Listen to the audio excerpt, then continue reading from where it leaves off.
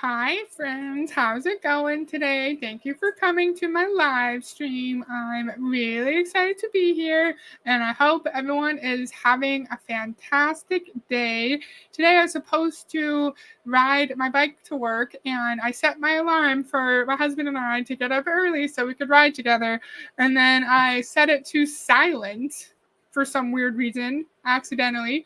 And then we woke up like half an hour later, and it was too late for us to ride to work together. So I just bust instead of biking. And I was very, very sad because I like to bike to work and I couldn't. So how was your day today? Did you go to work? What did you do? I see we have a couple friends here. How fun. Anastasia and Gary and Monica. Ooh, thank you for being here, guys. I appreciate it so much. So I've done one video on a friend named Rob Sperry. We did a video with him for his, I should sit closer to the mic. Sorry, I'm like way far back. His run with Rob coaching, and I thought it was really fun, and I wanted to do more videos on Rob. So this is the top 15 reasons distributors fail in network marketing. You can see it's from a year ago. 9.8K views. Only 25 thumbs up and 0 comments. I get confused when I see engagement like this with an MLM coach because, like, almost 10,000 views and he's only getting 25 likes. Like, that's the kind of likes I get on a video with like 50 views or like 70 views, right? So I wonder why the engagement is so low on so many of these MLM coaches' YouTube pages. Oh, what did Monica said? There was an accident on the highway. Oh no. And that caused a traffic jam this morning. I was able to go another route. Oh, that's good. That's good. That's always tough. That's always tough. Oh, hello. How's it going? They delete the comments. They delete the comments. Interesting. I did not know that. Thank you for joining. So, never talked about this friend before. I never reacted to a video of his before, and I was having internet connection issues, so I may turn my face off if I have problems.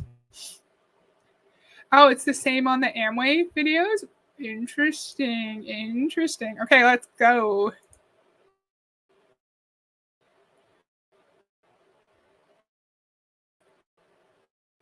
All right, I'm going to give you the top 16 reasons readers It's already fail. bad. I already flickered. Okay, let's try again. Marketing.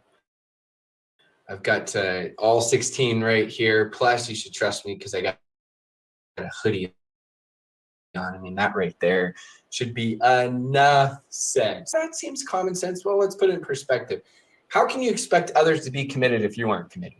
If you say 6 months later, it didn't work for me, and that's why I quit. Well, of course it didn't work for you. You were never truly committed. You never actually truly recruited yourself.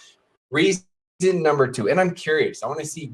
Reason number 1 we fail in network marketing is that we were never actually fully committed. So I like to have these closed captioning up, but then I like to put comments up too. And like if you put a comment up and and these are like down here, then you can't actually see anything. Like you can't actually see what they're saying.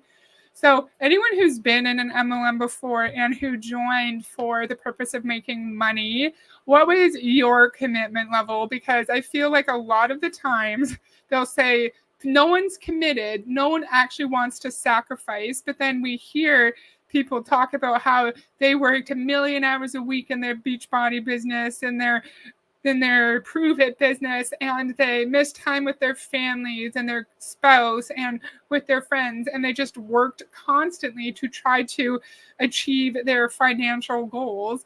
And it's just so interesting that he's assuming that he knows the commitment level of everyone in his downline in whatever MLM, because there's no way to actually quantifiably prove whether or not someone is committed, in my opinion. All of these reasons you can't actually prove. It's just a way to divert the attention from the fraudulent business structure to some kind of fault with the individual and says like you never recruited yourself, which really ties into another reason he's going to give us a little bit later, where like you never recruited yourself, in my opinion. You never went all in. You never truly plugged into the systems. And like our friends say in Amway, you never submitted yourself to your upline and to Amway and to your upline system. So that's why you're not finding success. What do you think he means by you never recruited yourself? Do you agree with that assertion? Like it means that you weren't fully bought into the MLM system? Lots of comments. Woohoo! Kind of. Like it's all very, very similar. Yep. The products are overpriced, so they're hard to sell to actual retail customers.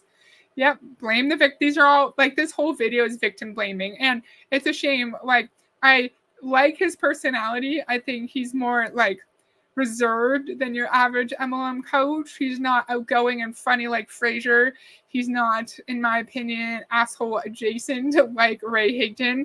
I like his personality, but I don't like this video, obviously. Hi, Lori. Thank you so much for being here. The upline lies to the downline, of course. My dad has worked Amway nonstop for 23 years. He has listened to Amway audios 10 hours a day, day after day for years on end. Yeah. Yeah. And would an Amway upline say to him, like, you're not committed? That's why you're not making any money? It's like, but I am. Because I know you said before that your dad, like, prospects everyone that comes into his cab, and he's done the same thing for decades, listens to all the tapes, goes to all the events, and still can't find success because that's literally how the system was made. That's how it's made. That's what was meant to happen. But then you have CEOs and Dexter Yeager gaslighting people into thinking that like they're deficient in some way and it's their fault. And it's so sad. I don't want to work for free. I want to be paid for my work. Yeah, I'm not waiting 6 months to a year. Yeah, because if like, how am I going to feed my kids and pay my rent, right? Hello, Julie. How's it going? Thank you for being here. Aw. I feel like that's probably very common when we hear friends like this who are very, very politely gaslighting and blaming us. Why bother with a hun when I can buy what I need on the internet or retail sales? Yep. Marco said that thinking direct sales is a wise business venture is like opening up a Blockbuster store in 2023. I can rent or buy movies digitally. Exactly. Okay, let's keep going. I love this. This is a fun conversation so far. Which ones of these you struggle with the most? And if you feel like you're doing pretty good at these as well, I always say good leaders have vision, great leaders give vision. So it's learning how to transition this vision into others to help them out. Reason number 2 is discipline. Discipline is not to take away from everything you want. It's to give you everything you ever wanted. And too many times people, they become obsessed with their likes and they give up their loves. And so they get addicted to their likes, to the things they like, maybe watching 3 or 4 hours of TV rather than having the discipline to focus on their business. There was an essay called The Most Common Denominator of Success. And in this essay, the individual who wrote it, and it's cited in the 7 Highly Effective Habits by Stephen Covey. And in this essay, as this individual studied what it takes to be successful for most of his life, he found that the most common denominator of success was that successful people are willing to do what other people aren't willing to do. That was his simple take on it. So that they I wanted to let him talk. So people, another unquantifiable measure, people aren't disciplined because they're more focused on their likes and their hobbies than they are on finding success. I have a gross Kleenex here. I was wiping the crust out of my eyeball because I put eye drops in and then my eyes got crusty. Does that ever happen to you? Okay, what was I talking about? Oh yeah, so discipline to like forego your hobbies, ignore the things that help you relax, help you unwind at the end of a long day, and instead focus on your business. So it's a negative thing that we want to enjoy watching Netflix or movies with our spouse or with our family, because we could be like exercising the discipline that's required for us to do our tasks in our MLM business. And in the MLM world, it's understood as like you have the free time. You have time in your schedule, so that means it's free. Not necessarily free, but it's open, so that means you have to use it for your MLM business. But the older that I get and the more cognizant I am of my own boundaries and what I need to feel like mentally healthy and mentally well, I know just because I have open time in my schedule does not mean it's available for other people other than my spouse, of course. And even if I don't have the mental capacity to like go out on a nice date with my spouse, at least like I'm in the same vicinity as him. So that's a little bit different, of course. But if I don't, just because the time is open doesn't mean I'm going to use it for something. And just because I have a couple of hours at the end of the night to watch Netflix to unwind doesn't mean that I should be using it on my business instead.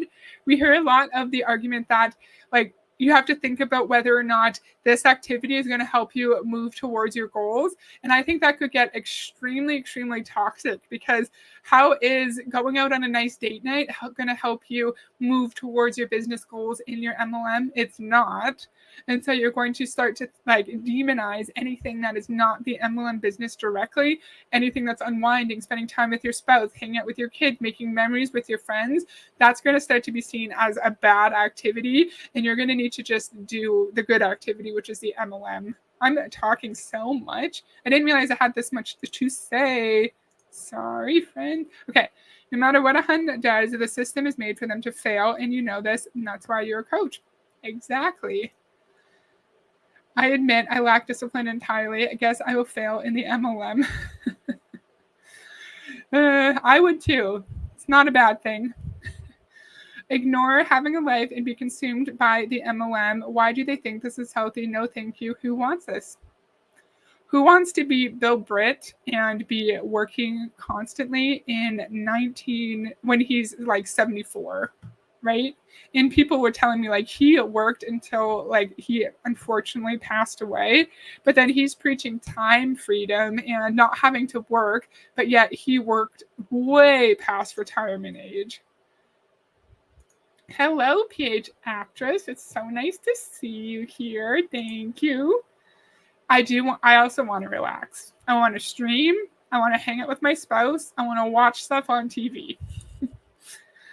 When I was in Amway, I had a meeting practically every day. So draining. Yes, fair, because you have to like show the plan 5 to 6 nights a week. You have to go to all these meetings, and you barely have time to just like spend time at home. You're constantly working.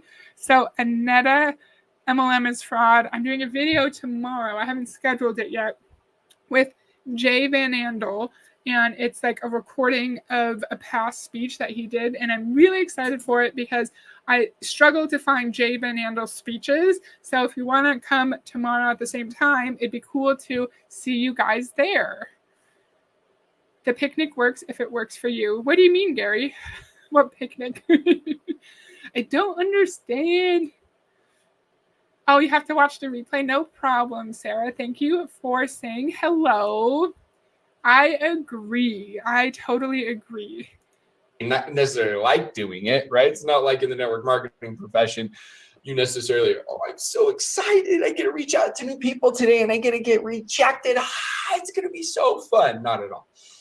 Number 3, they're needers, wanters, and deservers. Those that are.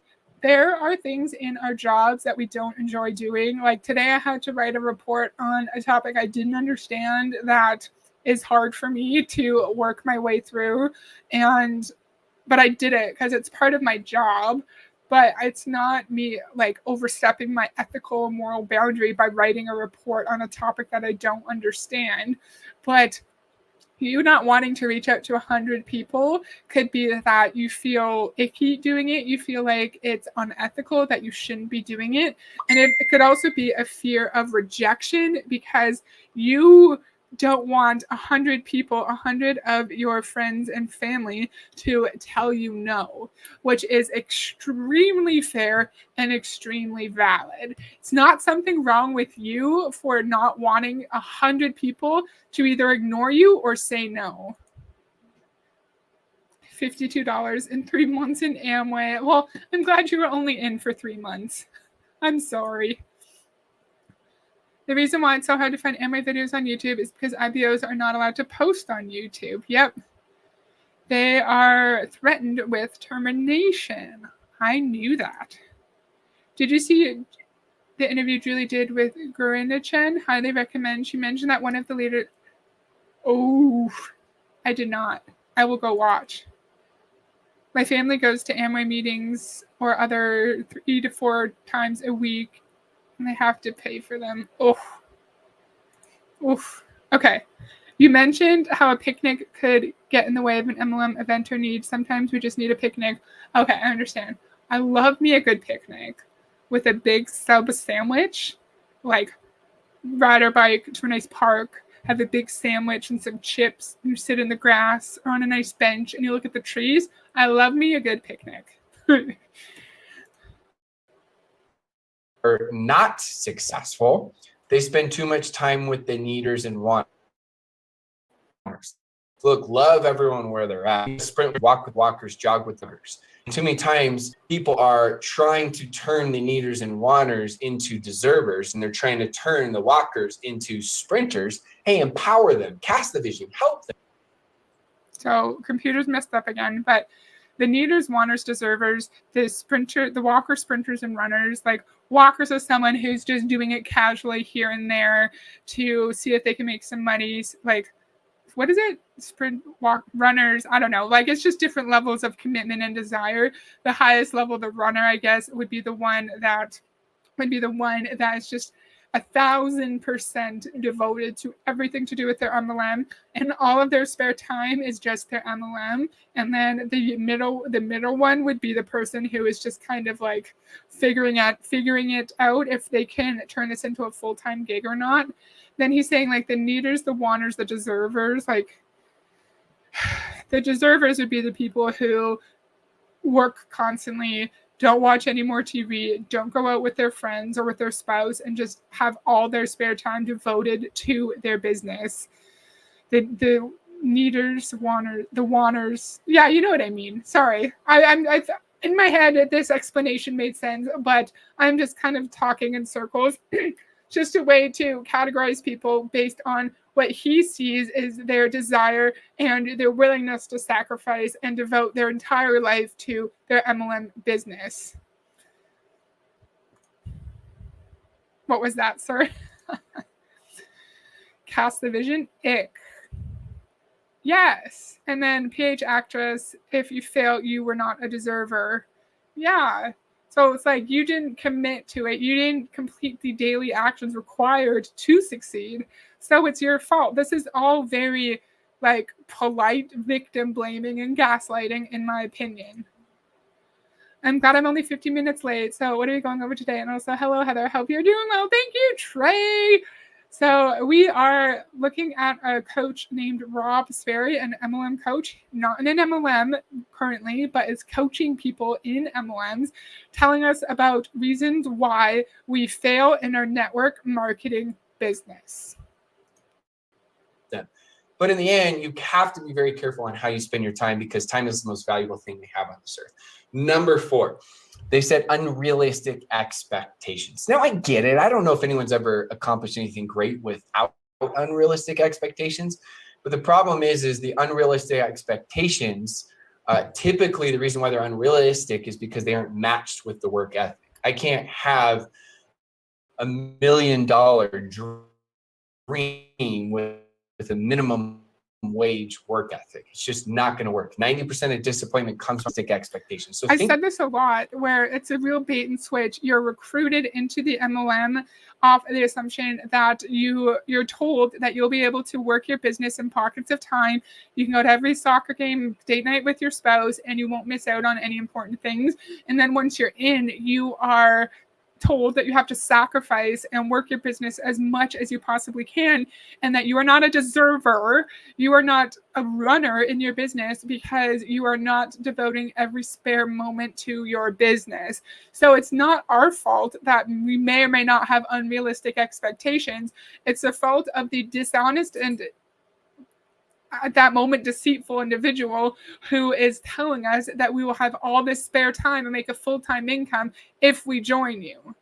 So it's not our fault that people are lying to us. Doesn't matter how much inspiration they get, how much push they get, it won't guarantee success. I'm not working hard. Yes, for the possibility of getting paid. Exactly. Exactly. I want to guarantee that I will get paid for my work. Exactly, Monica. Hello. I'll wave with this hand. Hello. Thank you for joining. I really appreciate it. And then Monica said, look at the stream. Thank you, Monica. Big, dream big, hope big, but make sure that your actions match that. Number 5, they're emotionally unstable. It's emotionally entrepreneurial. They're emotionally unstable. Remember that. Our actions don't match our expectations, right? Someone could say, I want to make a full-time income in my MLM business. So they devote all their time to their business. There's no way to evaluate whether or not their actions are matching their expectations. So no matter what the person does, the upline could say, well, you're not working hard enough. You're not devoting enough time to your business. So it's your fault. These uplines can say whatever they want, and it just makes it true. Even though these uplines are not in our heads, they're not in our living rooms, when we're working on our business until 2 a.m., every single night, and then waking up at 5 a.m. so we can work our business before our children get up.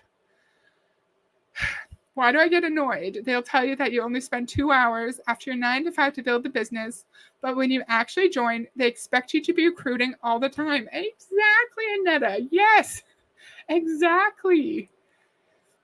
You know what I love? How these coaches always love to say reasons why you might be failing, but they never think about how no one wants to join an MLM or buy their stupid overpriced MLM products. That's why I can't stand it. My parents worked to the bone and missed out on years of their kids' lives and gave up on everything they loved outside of Amway, but they're not deservers. And then they think it's their fault because that's what Rich DeVos and their fancy millionaire uplines would tell them, even though they're doing what they're told.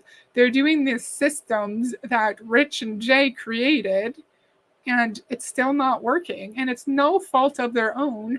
Then you have people like this who seem very lovely and down to earth, politely, respectfully, apparently telling us that it's our fault because we're defective and we just are lazy and we're not committed. 2 hours a day, 2 hours, my dad prospected all day long and then went to meetings at night. Ugh. And that kind of story is just so common, right? So common. Like someone who just works constantly and has no free time, misses out on important memories, and still can't find financial success. Entrepreneurial,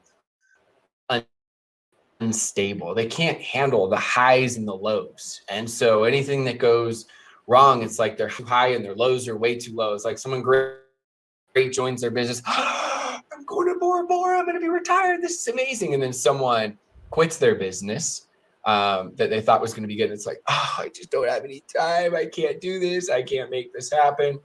Number 6, they don't take responsibility. So you fail because you feel emotions when your business goes well or goes poorly.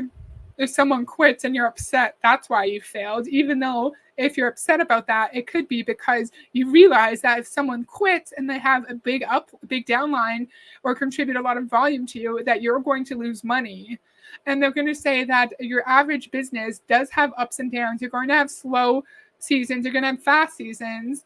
And you're going to not make as much money sometimes, but at least if it's your own small business, your financial success is more dependent on your actual actions and on your own knowledge and how you run your business. But in Amway, in any MLM, anywhere, it doesn't matter. if like it doesn't matter if you're doing all your business building activities, if someone quits, you're not going to make money. Yes, exactly. When you're getting recruited, they only say the positive, supposed positive things about the MLM, a false reality. Then once you are in, they got you. Yes, I still remember Chance on the Amway tapes of the upline shouting 5 nights a week, 5 nights a week to brainwash you to go out and work your business every day. Yes, we have on this channel videos of Dexter Yeager screaming 5 and 6 nights a week, 5 and 6 nights a week, and everyone just cheering and screaming. And I wonder, like, if there's a connection. Like, you recruited me by telling me I wouldn't have to work much, and now you're telling me I have to work 5 to 6 nights a week. So where's my time freedom? They're the blamers. They're the victims. It's just my area. I'm just naturally not good on social media. I don't have the circle of influence, and the products were back ordered, right? And so they're always focused on everything that's wrong, rather than successful people take 100% responsibility. Even if there's something that goes wrong and it's not your fault, it's disempowering to give credibility to the excuse. You can focus on problems or solutions. You can't focus on both at the same time. So focus 90% of your time on solutions. Number 7, they don't have a mentor. Even if it's your fault, not your fault, it's just empowering to like say that it's your excuse's reason. It's because of your excuse that you're not making any money. But what if like your parent dies? What if you get hurt? What if you're taking care of a sick spouse? What if there's an emergency with your children and you truly can't just like push them aside and focus on your business? Because that's not your fault. That's not an excuse. That's a reason for not having time to devote to your MLM business. Now, I think I heard this on the most recent Danielle Ryan interview where she was talking about how they call like, oh, it made sense in my head. It was about limiting beliefs and how like labeling these things as limiting beliefs is just a way to like devalue the actual significance of the barriers you're experiencing. Like this, like his example, limiting belief of I don't have a circle of influence. Okay, well, no, that's not a limiting belief. That's actually extremely valid, because if you don't know people, how are you supposed to sell? How are you supposed to recruit if you don't know people? So by referencing true valid reasons for wondering whether you can be successful in your business as limiting beliefs, then you're just delegitimizing it, right? You're just delegitimizing it, making it seem like it's not actually significant when it is. That was so rambly. I'm so sorry. It made sense in my head. Yes, it is horrible. It's horrible. They're the reason this whole stupid grift is allowed to call itself an industry. I'm so sorry. That's so sad. Thank you for being here, though. Now I get it. Some of you don't have personal mentors. That's okay. If you don't have personal mentors, reinvest in yourself. Find kids, right? You can also, what I did when I started, I did have a personal mentor. I found virtual mentors, personal development type mentors, the gurus that I love listening to. Jim Rohn was one of those. And I just listened over and over and over to all of his content. I'd watch on YouTube. I would buy audiobooks. They became personal mentors. Number 8, they don't stay focused, right? It's squirrel, squirrel, squirrel. We need to have a personal mentor or a coach, hint, hint, nudge, nudge. And it needs to be the right coach who understands your business, understands your goals, and can actually support you, right? And so, of course, the right coach is Rob. It has to be Rob. And then we have to devote all our other time to listening to our virtual mentors so we can brainwash ourselves into success. So we label really valid reasons that could be barriers to our success as simple limiting beliefs. So we just stop believing them, stop looking at our valid reasons, just focus on the positive, right? They have the ADHD moments all the time because they're not used to. Sir, some people actually have ADHD. Don't be rude. being entrepreneurs. And so, now it's like, oh, I can do whatever I want. This is amazing. And so everything becomes tomorrow, the next day, the next day, the next day. It's Sunday isn't one of the 7 days of the week. So you need to make sure that you've got focus and you're dedicating those income producing activities of when you're going to make those new contacts, time block exactly when you're going to do that. Number 9, it can be hard to have focus on something when you are working like every waking hour, but you're not making any money. And maybe you're one of the few people who track your expenses versus your profit, and you're realizing that you're losing money despite the fact that you're working constantly. So it's so easy just to say you're not focused, but he's not addressing why people may or may not be focused, right? And chances are a lot of them actually are focused, and a lot of them do schedule out their working hours, their workday, and make sure that they have a devoted space in their home, a devoted desk. Maybe their spouse watches the kids for the couple of hours a night that they're able to work. What about those people? What about the people who can't focus, maybe because they actually have ADHD, because they're not making any money, or the ones who actually are trying their best to focus, sir? I'm happy to be here. It's always encouraging to see people speaking truth about this. Maybe one day this industry won't be legal anymore because enough people speak out. Ugh, wouldn't that be the dream? They think it's a flex to work through emergencies. Yeah. Or work on vacation. It's like, no, thank you. If I'm at the beach, I'm not working. I'm not working. This is all gaslighting. This whole thing is gaslighting completely. And like the reasons, I think MLM is fraud said this earlier, products are expensive. That's one reason no one wants to buy these products. And it's hard to recruit because the business model sucks. And if you're able to recruit, it's hard to keep people in your downline for an extended period of time. So you drop rank and you lose your income. Or what else? Everyone knows MLM is a scam, but that kind of relates to it's impossible to recruit.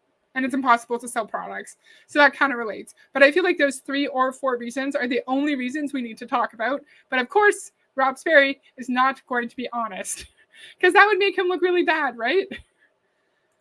Vision and patience, right? Everything worthwhile is always going to be harder than you think. Everything. Got an incredible marriage, way harder than I thought it was going to be. Got 4 incredible kids, way harder than I thought it was going to be. Network marketing profession, absolutely phenomenal, way harder than I thought it was going to be. And so you've got to have that vision. Balance is having the short-term urgency, so you're taking action now, with the long-term vision as you go. And that's tough to be urgent and patient at the same time. The computer is flickering. Is it like watchable though? Like you guys are getting the main gist of what I'm trying to say and you're hearing the majority of what he's saying? If not, let me know. I think it's flickered like 4 or 5 times, but we are supposed to be urgent and patient at the same time. So we need to be willing to, sorry, my microphone.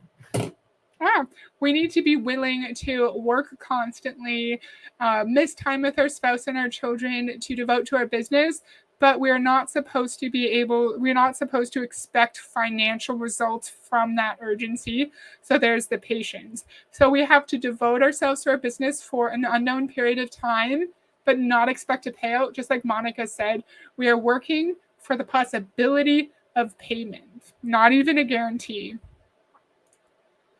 I refuse to, let myself work while I'm on the beach. Working on vacation is not a flex. Exactly. Like when I went to that hockey tournament in Ontario, right? Like dream come true tournament. I didn't bring my work computer, didn't bring my work phone. I didn't do anything work related. And guess what? I got paid to watch hockey and hang out with my parents. I got paid for that because I'm not in an MLM. Okay, Monica and Anastasia said, it's fine. Okay, thank you so much. And I'm sorry for the flickering. One. Number 10 is they spam. So rather than creating strong connections or relationships, all they do is they try to take the shortcut and they send a link to all these people and they become spammy, Pamela, and they wonder why. Where do you think people got that idea from? From people like you Ray Higdon, where they're told they have to reach out to as many people as possible. They're given scripts to copy and paste, and that's what they're told to do. They're told they need to connect with as many people as possible in as short a time period as possible. So why are you saying the reason why people are failing is for doing something that they're told to do? What do you want them to do? Because if people in these downlines said, no, upline, I'm not doing that, then they're going to be told they're not a serious business owner. I'm getting annoyed. It's okay. Calm down. It's just a video. Oh. People aren't joining their business. It's just not how it works. Number 11 is they try to hard sell everyone. Look, there's no issue with being direct. There's a difference.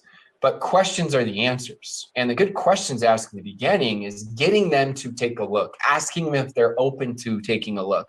Usually they're open to taking a look.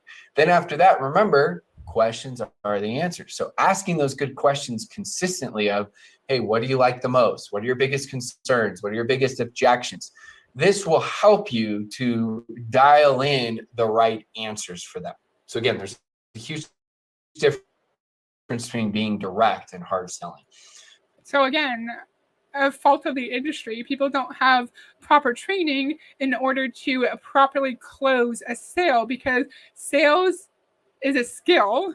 People are not just born natural salespeople. I think certain people have characteristics that may make them a stronger salesperson, but you have to learn it. So again, people are failing in MLM, according to Rob, because their uplines are not teaching them proper sales tactics. So you need to teach people how to close a sale, sir. Number 12. They don't build a following in social media. I'm not saying this is an absolute must. I'm just giving you one of the reasons why people don't have success. Of course, there's different levels, different. Why aren't they building a following on social media? Because it's not an easy, automatic thing to do. I've been doing this for over a year and a half, over 600 subscribers, which is brilliant and amazing. However, like a year and a half of me posting whatever I feel like, honestly, but a year and a half of me posting consistently, my channel is not fully monetized. So it's not as easy as just simply posting a lot and magically having lots of people join you, and then you're magically going to have sales from that. Just because someone has 500 or 1,000 followers on Instagram does not mean that is going to convert into sales and into recruitment.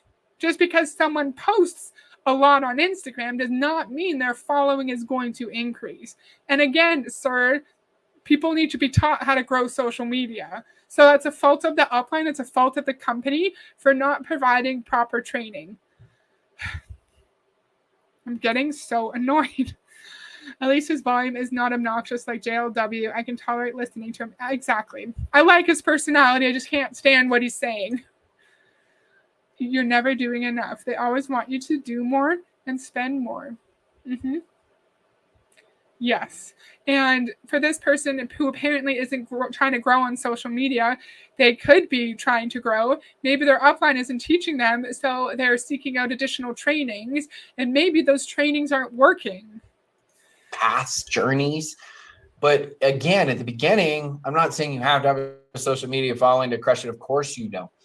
But as you get deliberate and consistent with posting content in social media, your vibe attracts your tribe, niches to riches. Eventually, you're going to have the people that don't really like your style that block, unfriend, and unfollow you. But the people that like your style, they're going to comment.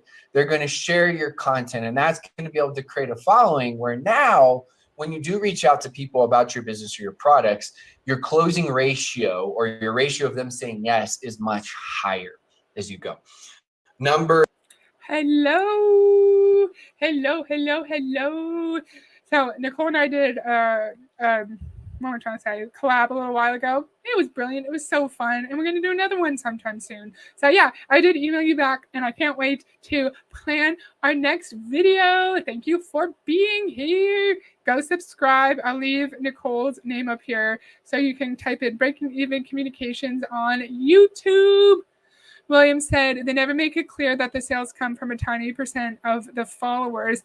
he's making it seem like it's a linear process, right? Like you post consistently on social media, you find your niche, you attract your tribe, which is a whole other thing, and then people are going to buy from you, and then your closing percentage is going to be significantly higher. Like it's just going to be an upward trajectory. And like I'm not actually trying to grow on my channel. That's not really a requirement for me, but I think like I have not just had an upward trajectory despite the fact that I am posting a lot, because it is more complicated than that. Because if you want to grow, you need to actually plan out your content. You actually need to have a rhyme or reason for what you're posting, not just whatever you feel like that day. So it's not that easy. It's not just going to be an upward trajectory the whole time. It's not like you're never going to just like plummet, you're never going to lose followers, or you're never going to have a video that nobody watches. Happy to be here, and this is a new person. Ooh, yes, we've only done one video on Rob Sperry on my channel. This is the first video I've reacted to him. Hello, thank you for being here. Yes, this is Rob Sperry, an MLM coach. The downline is getting training from the lucky individual that gets to be their upline. But how do you expect to get training from someone who doesn't know anything? Oh, true, because I keep blabbering on about, well, it's the upline's job to do the training, but chances are the upline doesn't know what they're doing as well, and they're getting training from like their upline, right? Yeah, interesting. Good point. I hate it when people pronounce niche like niche. Niches to riches is what he said. True. But if your direct upline who is brand new in the business isn't able to train, do you think like the upline or the upline's upline should do the training? Like the person who actually knows how to run the business? I feel like they should do the training, but you're right. I think it's more complicated than that for sure. Yep. They are just getting regurgitated BS from their uplines, etc. True. 13, they unplug, right? So what happens is we call it the campfire, where you're plugged in, and that's where you're warm, right? When you're part of the campfire, they step away from the campfire where they start thinking they can do it on their own. So they're not doing the personal development. They're not watching the team Zooms or Facebook Lives. They're not, or YouTube videos. They're not plugging into any of this stuff. If it's our own business, why can't we decide how we spend our business building hours? What if we don't learn well in big group team Zooms? What if we would prefer to like have a PowerPoint and like learn off of the PowerPoint? What if during the Zooms we have like family commitments and we can't sit down and watch it live, so we watch it later? What if we just don't want to spend our time that way? What if we're already a strong salesperson and we already have a big social media platform, so we don't need specific trainings? It's our own business, but we're required to spend our time in a very, very specific way. Yes, he is less annoying for sure. The team Zooms are useless. Yep. But of course, we're not devoted to our business if we're not plugged into every little part of our business, right? And so in Amway, I think I did a video with the Clown Town 1,000 years ago about this, where like there are meetings on Sunday, like Tuesday and Friday or something, that you had to go to, and then on the other nights you are still showing the plan. So like there's something like every night, at least in Amway. And in Beachbody, like just off the top of my head, there's like the best of the best calls. I don't know how frequent those are, but then there's like weekly team calls, and then there is the weekly national wake up call. So that's already 2 calls a week. And remember, when we're doing these calls, we're not getting paid. We're volunteering our time. We are paying the company for the privilege of this useless training. We're paying for our training. 3 coaches that I can't listen to for too long that grind my gears. Ray, JLW, and Colleen. 3 of the most obnoxious people on the planet. I've never done a Colleen video. I said this a million years ago. Maybe I should at one point, right? If a training video is good, it doesn't matter if it's watched live or on the replay. Exactly. It doesn't matter, like, if it's our own business, we shouldn't have to watch it if we don't find it valuable too, right? So then what happens with their business is it ends up, they start losing a little bit of that confidence and momentum. Successful people just do the basics better. You got to keep sticking to those basics. And so stay with that campfire. Number 14 as we go. And I think actually, you know what, instead of going with 16 reasons, I'm going to go with 15 reasons why. If you've been in an MLM and you've gone to these trainings, were they actually helpful? I know the answer because a lot of these are all over YouTube. But did you actually learn any tips, tangible tips that helped you expand your business and make more money? Did you feel like it was a valuable use of your time to be at all of these team meetings? I'd love to know. Tell us your experiences, please.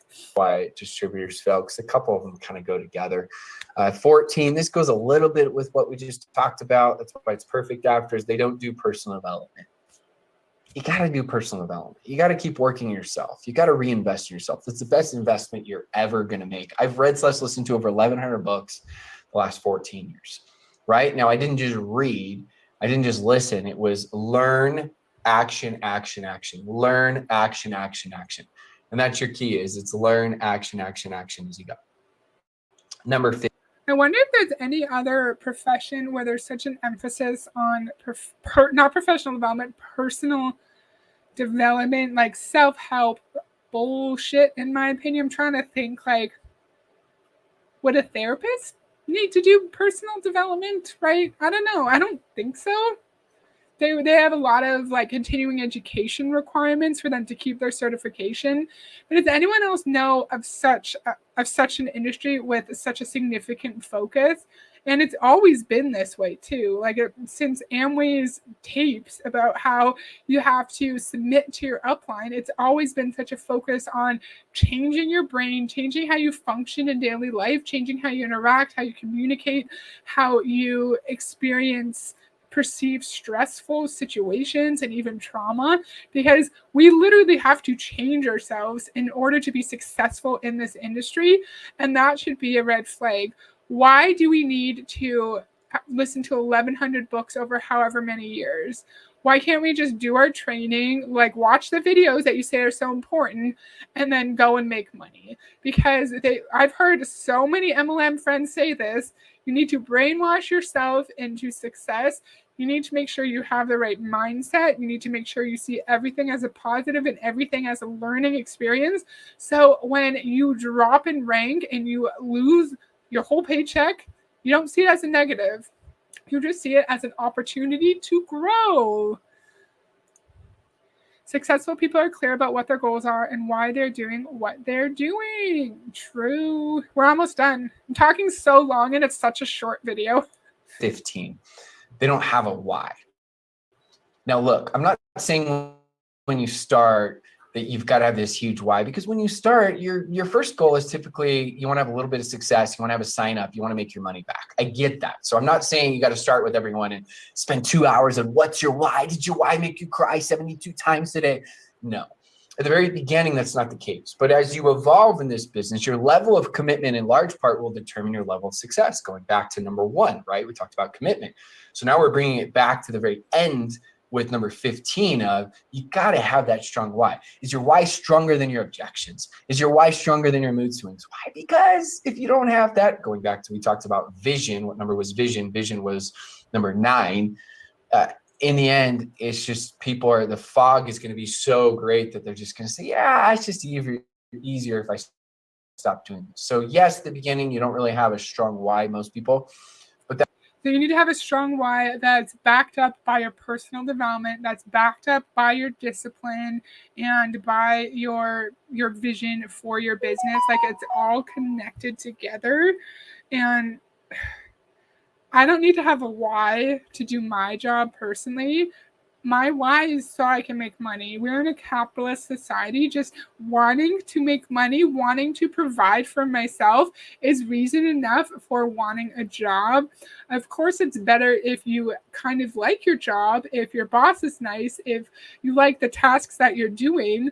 But I don't need a strong, deep why to get myself through the hard times. I don't need to have discipline to get myself through work. No, I just have to go to work and do my job and go home. I don't need to have a vision. No, I just go to work and go home. Just go to work and go home. That's what happens in the majority of employment environments. And William, I agree. Having to constantly seek out ways to improve yourself is just terrible and exhausting. I completely agree with you. That's such a good point. So I'm going to turn off my camera and I'm going to press play. That's got to grow. That's got to expand so that you're willing to go through those tough times. Because the two questions everyone's going to ask themselves is, number one, can I do what you're doing? Can I do it? You're asking yourself that. Can I do this? Can I, new levels, new devils? Can I reach the next rank, right? Can I do it? And the second question is it worth it? And that goes along with the vision. Is it worth getting rejected? Is it worth going through the fear of success, the fear of judgment, which is the mother of all fears, the fear of inadequacy? Is it worth it? So everyone's asking themselves those two questions, yourself included, at every single level. So I would challenge yourself on these 15 different. So everyone has a fear of judgment, a fear of rejection, right? And you said the fear of judgment is like the mother lode of all fears. Again, let's think of another industry where we have to overcome our fear of judgment so much, right? Like, what other industry would have this much judgment on it, right?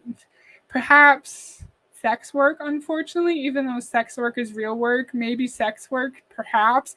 What else? Like, I don't even know. What else could have this much stigma attached to it as MLM does?